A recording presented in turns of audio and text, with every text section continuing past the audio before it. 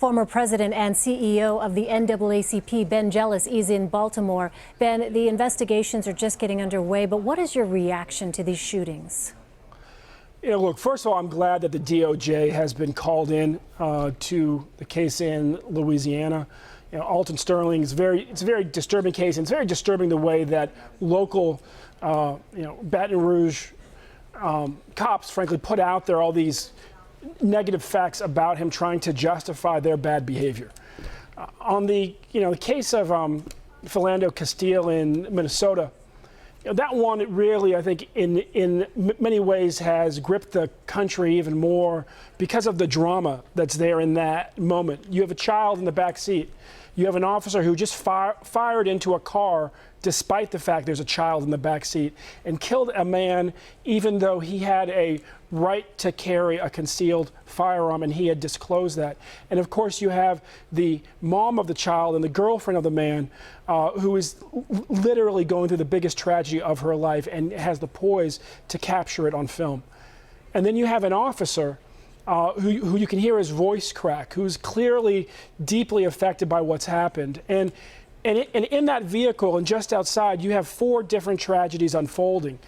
I think, the one that I think that we have not spent enough on, who's really at the center of this, is that officer. And frankly, that's what a poorly trained officer does, and that's what a poorly trained officer sounds like when he has realized what he's done. What our country needs, that every other Western country has except for ours, is national standards in use of force and use of force training. That officer, if he were in England, probably wouldn't be carrying a gun, but he also would be trained on how to use force once every 6 months throughout his career. In our country, the most common standard is you are trained 1 day at the academy at the beginning of your career, and that's it.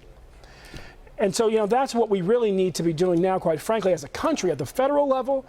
We have all these debates on email and everything going on, and Congress is about to shut down. They should be calling for a special session right now and going into it and actually taking care of these federal laws that we need to ensure that all of us will be safe this summer.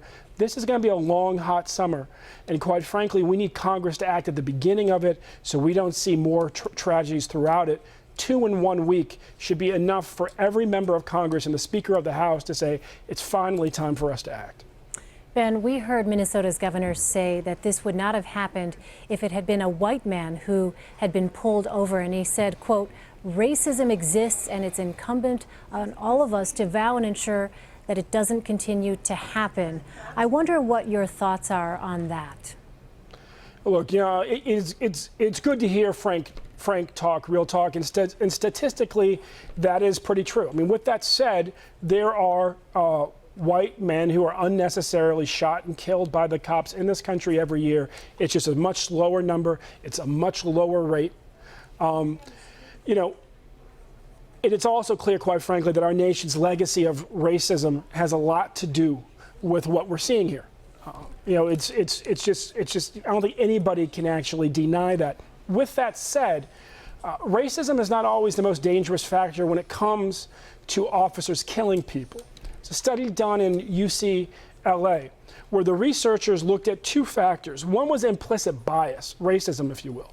The other is what they referred to as aggressive masculinity, or, if you will, authoritarianism. They did live subject tests with real officers confronting an actor who was portraying a black man who appeared to be mentally ill and wielding a stick.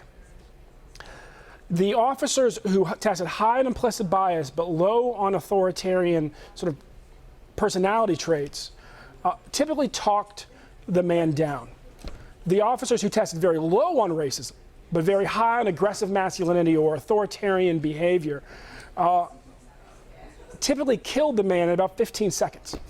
Pulled the trigger in about 15 seconds.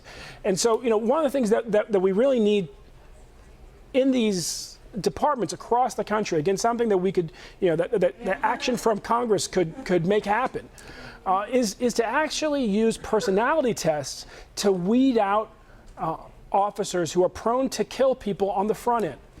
We know the personality traits that are most common amongst the very small number of officers who tend to kill unarmed people. And the interesting thing here, people talk about them as bullies. One of the things that's most common is that they were actually bullied as children. And so they're now trying to be the person in authority, the person who has the right to use violence. We need to weed those folks out. We need to weed out people who are high in implicit bias, but we also got to weed out the people who are actually the most likely to pull the trigger, who have other things going on. Again, what the researchers refer to as aggressive masculinity, I think what in the common parlance we would just recognize as a very authoritarian personality. And that comes up again in the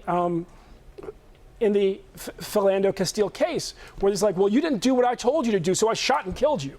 That doesn't make any sense to most people.